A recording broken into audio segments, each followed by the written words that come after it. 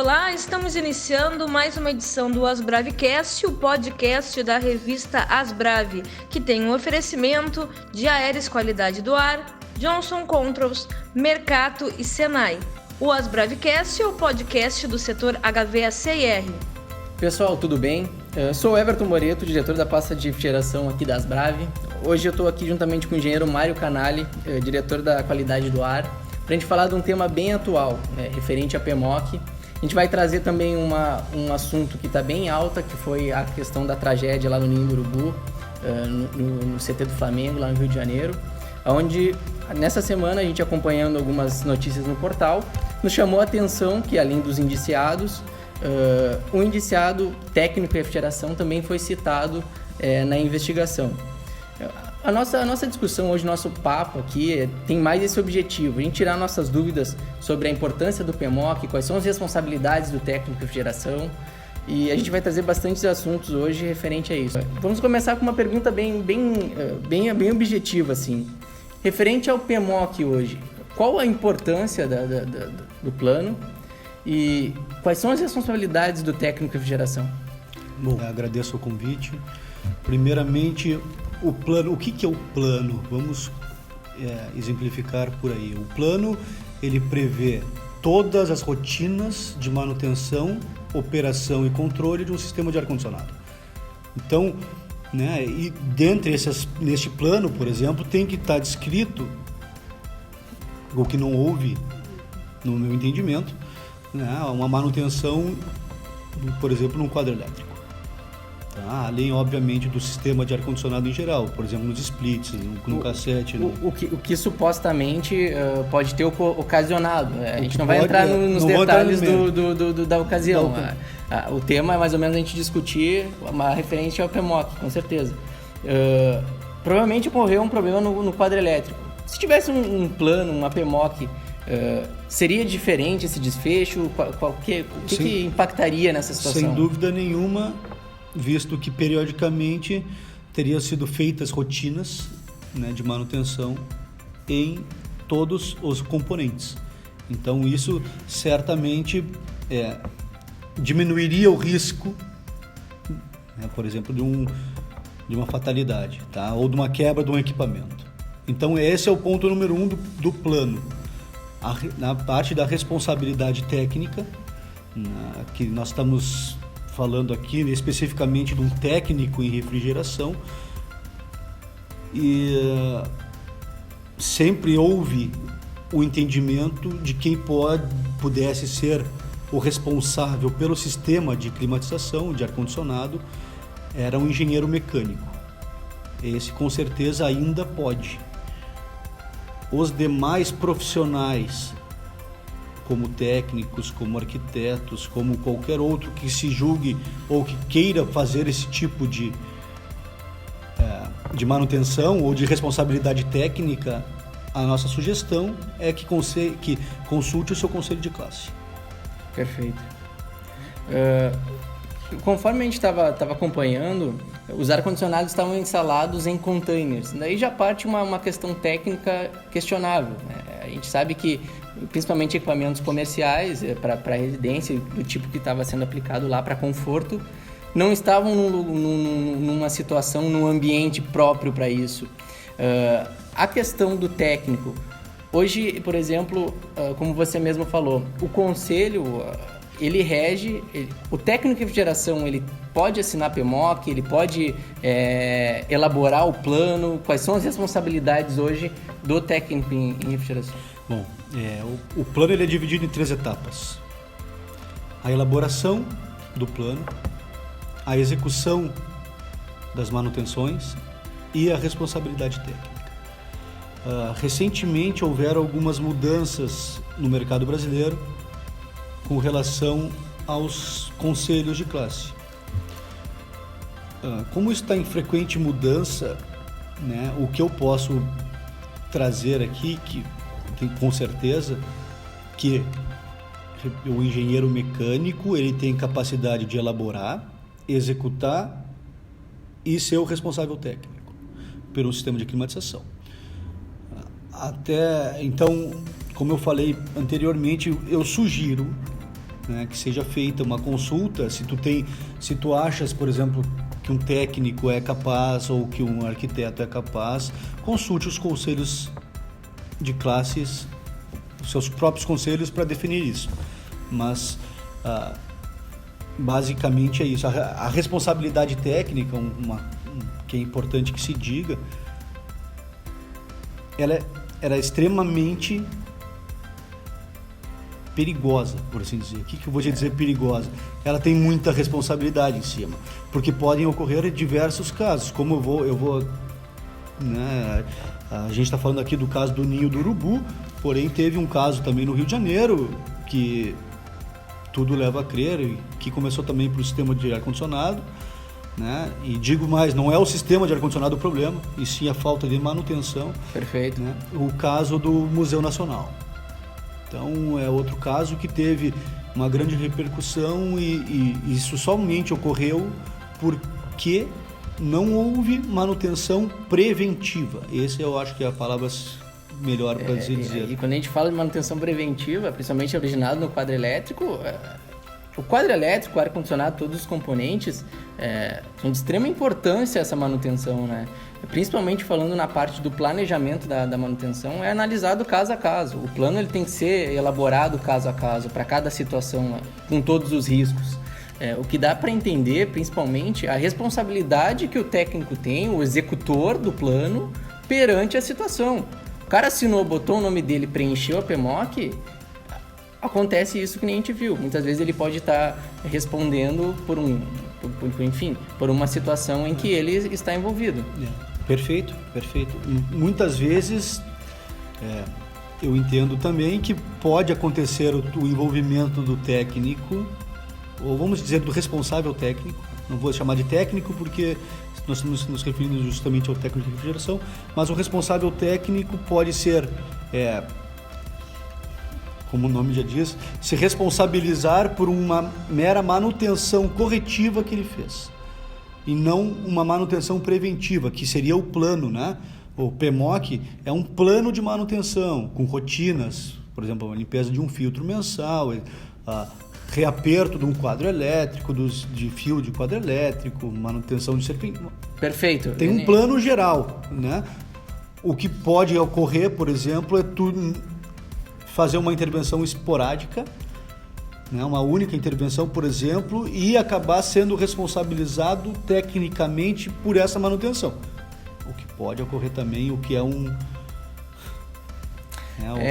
que vale ressaltar, principalmente para os técnicos de refrigeração que estão nos ouvindo, né, a total importância e responsabilidade que ele tem perante o plano. A partir do momento que ele preencheu lá uma tensão, uma quantidade de carga de fluido, uma intervenção no equipamento, ele está respondendo por aquilo ali.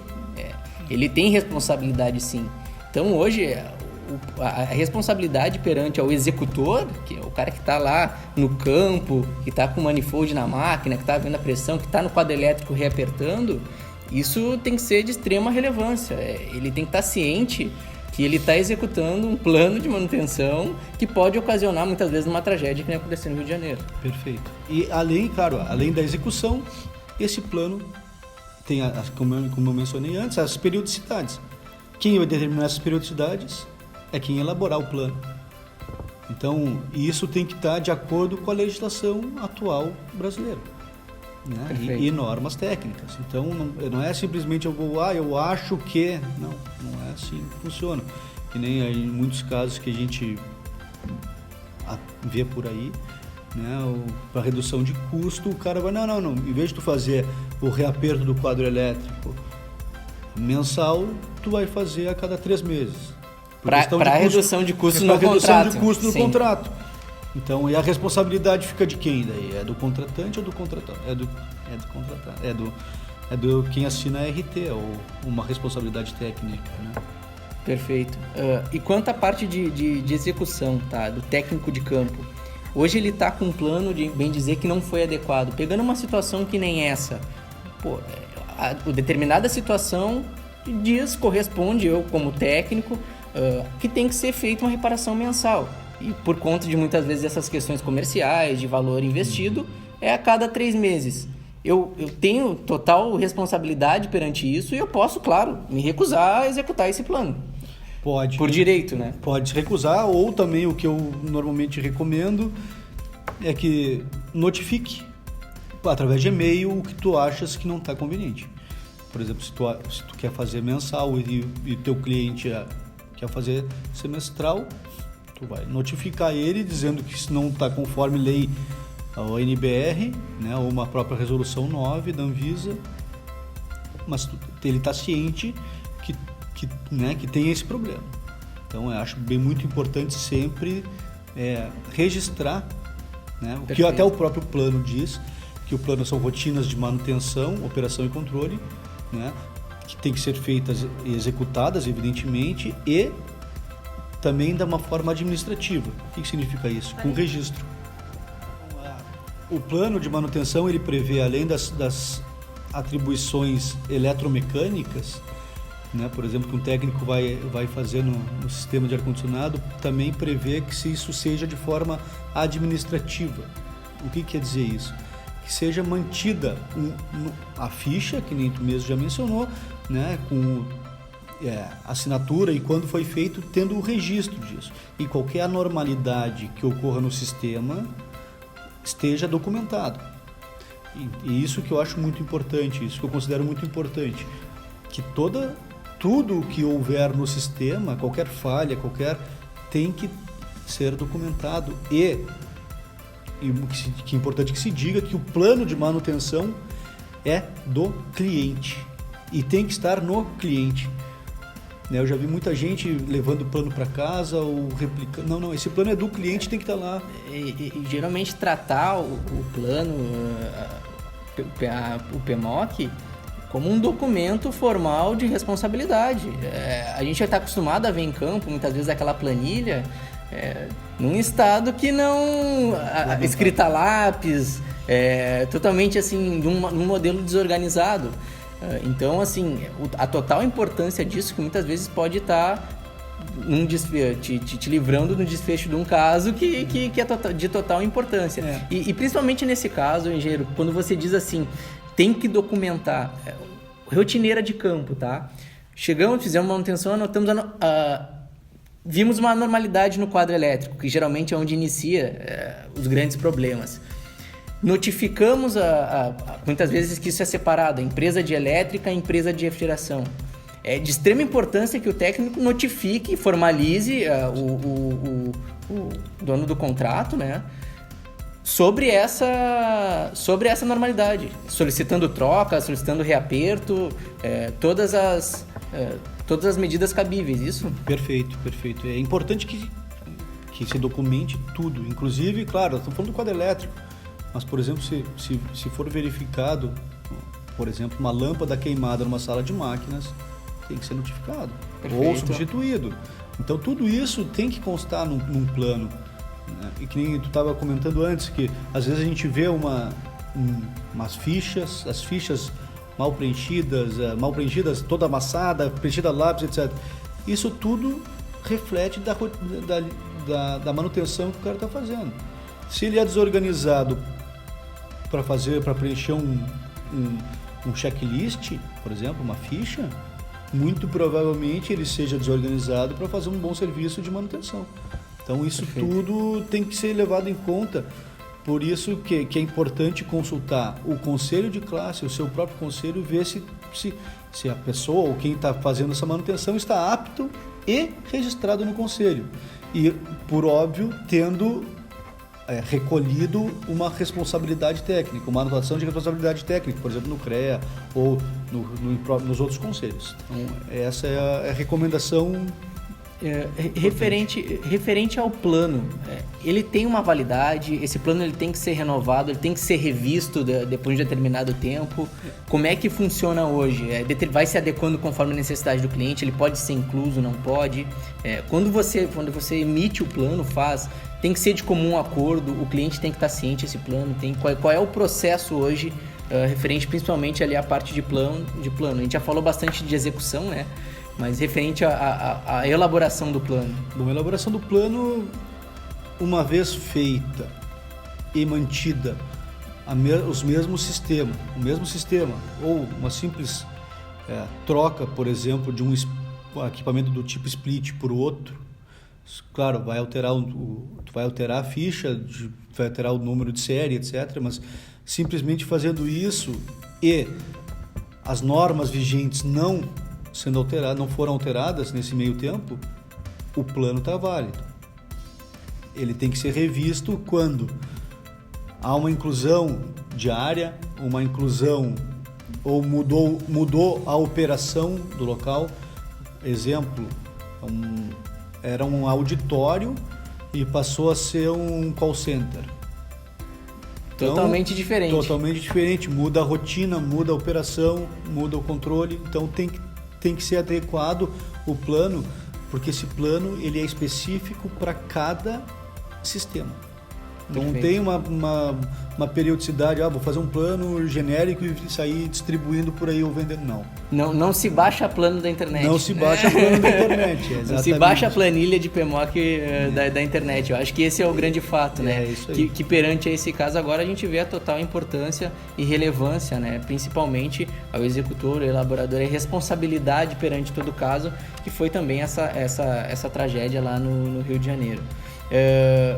Enfim, para a gente encerrar, engenheiro, se tivesse uma execução correta, um plano correto, esse caso poderia com certeza ter um desfecho diferente, né? Com certeza.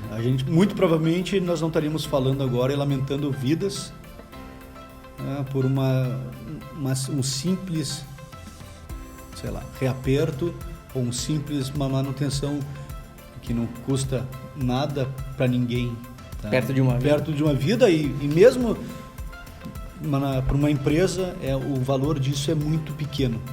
Perfeito. É muito pequeno com relação à economia de energia, a qualidade do ar, a melhora da qualidade do ar, a diminuição de absenteísmo, a melhora de performance dos ocupantes. Então tudo isso certamente é muito mais valioso do que meramente alguns reais economizados. Então. Esta foi mais uma edição do AsBraveCast, o podcast da revista Asbrave, que tem o oferecimento de Aeris Qualidade do Ar, Johnson Controls, Mercato e Senai.